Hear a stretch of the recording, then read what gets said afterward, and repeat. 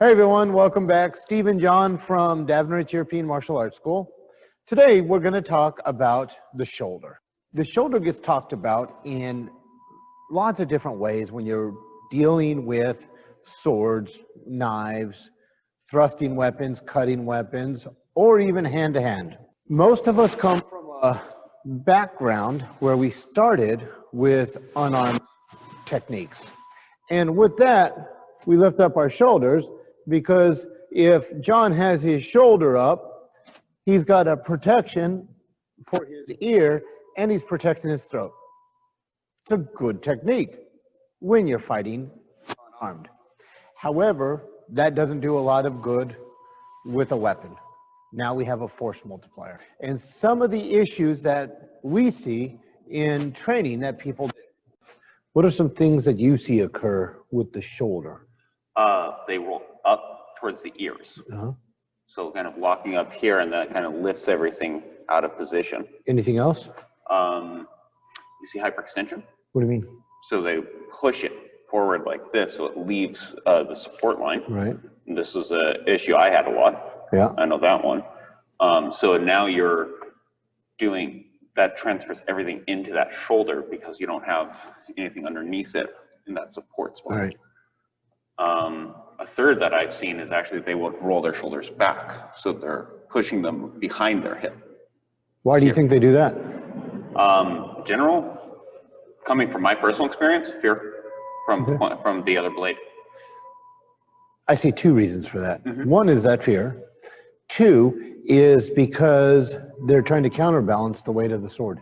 So they're trying to pull back. They're leaning away because the weight's extended in front of them. Got it. Yeah, so they're building, they don't have quite the support underneath them. Right. They haven't built up the muscles for that weight yet, or they don't trust their muscles for that weight. Yeah. Okay. So there's a couple reasons. Yeah. So now that we have our long swords, we're going to talk about the shoulders with the long sword. We run into the same issue as we were just talking about with the single-handed cutting sword, but it's more pronounced with the long sword. I am not going to hit John with this blow. You're welcome. Because with proper cutting mechanics, even in a fencing mask, it really, really sucks. So if I'm swinging around, I'm going to go for your shoulder. Yes, sir. If I'm swinging at my opponent and I really want to hit him hard because I want to add all that energy into it, and as I'm going, I'm pulling, I'm leading with my back shoulder, and I'm getting that shoulder into play. You can see how that shoulder is going slightly up right there, as opposed to that. If I hit my target with that shoulder going up, I hit, and look how my sword turns. And that puts my flat onto the target. So, and we've seen this other places where they swing in and it doesn't cut the target. And that's because that back shoulder. If I'm pushing, trying to shove my sword through the target, when I hit, sorry, that was a little bit higher. When I hit, look how it turns it flat this way, because I'm pushing with my lead shoulder. If I'm pulling with my back shoulder, it rolls that way. If I'm pushing with my lead shoulder, it rolls that way. But if I keep my shoulders in line with my body, look how much I'm able to push him offline. Now you're actually getting that structural pressure directly into your edge and into the target. And we're not even talking about the angles of your toe yet, which is going to change everything as well. Oh, yeah. So when people are looking at cutting or thrusting actions, the part of the body that gets left out most often is the shoulder. Pay attention to where your shoulders are and how they're sitting with your body. Your shoulders have 5 different positions. They can be in front of my hips, and I'm leaning forward, And that's because I'm trying to close distance with my blade, but I'm unwilling to close with my feet for whatever reason. That's not to say that this is not a legitimate position. I'm not saying that at all. What I am saying is that is in front of my hips. The other one is my shoulders can be behind my hips. This can be because they're trying to keep their face away from the opponent's sword, or the sword is too heavy for them, and they're leaning back and trying to counterbalance this. I see this a lot with newer students who haven't built up the muscles yet for using this sword. So position 1, the shoulders are forward, in front of the hips. Position 2, the shoulders are back and they're counterbalancing. Position 3, their left shoulder is up, and that means they're trying to yank with their body. So go ahead and hit me and pull with that shoulder. And you can see how it rolls up. Yeah. Position 4 is that they're pushing, and that's changing that. Go and do that again. Mm-hmm. And it's just rolling the sword. Yeah. And position 5 is both shoulders are up. And position 5 will occur most often because they're thinking, they're nervous, or they're trying to support the weight of the weapon. Those are the 3 most common reasons. There will be others, but most common will be those 3 reasons. They're nervous, they're thinking, or they're trying to support the weight of the weapon. When somebody is really concentrating hard, you can see their shoulders go up.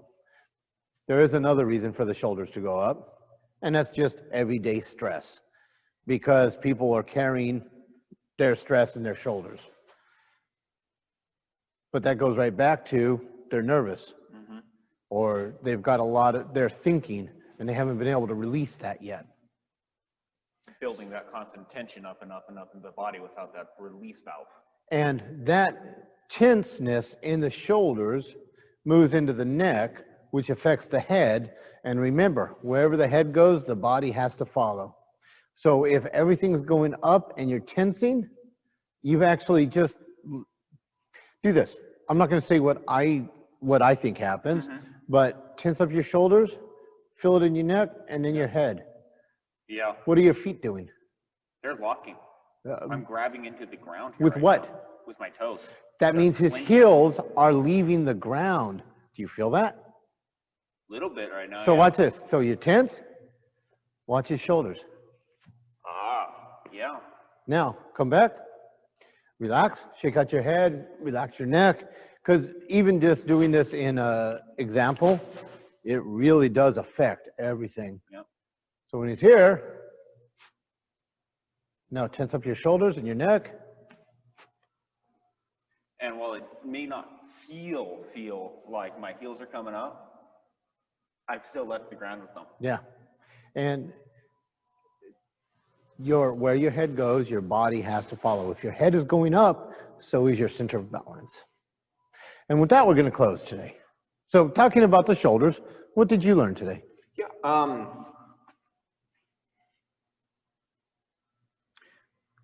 Due to my injury in my shoulder there, I was actually kind of going into the space where I was trying to support my shoulder using my back, actually, in rapier, which is why rapier has been a very difficult one for me because of the constant work and extension with that one blade. And it's that profile, so I can't actually turn here and bring more of my core into supporting it as I'm used to. Right. And so I'd roll it into my lats and shoulder blade and back area here. What that was actually doing was rolling my shoulder back and down. Which is lifting your other shoulder up. Now my left shoulder has to come up because what goes down, the other side must come up in the symmetrics of a human body. That made sense. So finding the area there that you have to just let it hang there, whether you're an extension here or in orthodontry here, that was the big game changer here. And I can already feel right now habit pre-lifting my shoulder just that little bit here. This one wants to roll, my shoulder wants to roll in just a little bit. Yeah. Because I built that habit, but finding that space to hang there. And once you realized how to use your shoulders, it will improve your point control. It'll improve your targeting with cuts as well as thrusts, and it will improve your striking capability, which means you don't need to put as much muscle into the strike, because now you're using your structure, not your muscles. No matter how strong you are, your muscles will give out quicker than your structure will. And this is even more true if you're scared or you're injured, right? In modern tournaments, if you're injured, you just don't fight anymore. Makes perfect sense. But if we're studying this as a martial art in the way that it would have been used, just because you have a little boo-boo doesn't mean that the enemy is going to stop trying to kill you. You've got to be able to fight through an injury. Now, that little boo-boo might be, a broken arm, right? Or, you've twisted something, or a stab wound, little boo-boos. A couple missing fingers, possibly. Little things like that. Minor. So with that, we're going to close up. And I want to thank you all for joining us. I hope you enjoyed this little look at the shoulder and how you can utilize your shoulders to support and strengthen all of your actions. Until we're able to train together, the best to you and yours, stay safe, and we'll see you at the next class. Thanks for joining us. Boom. Take it easy, everyone.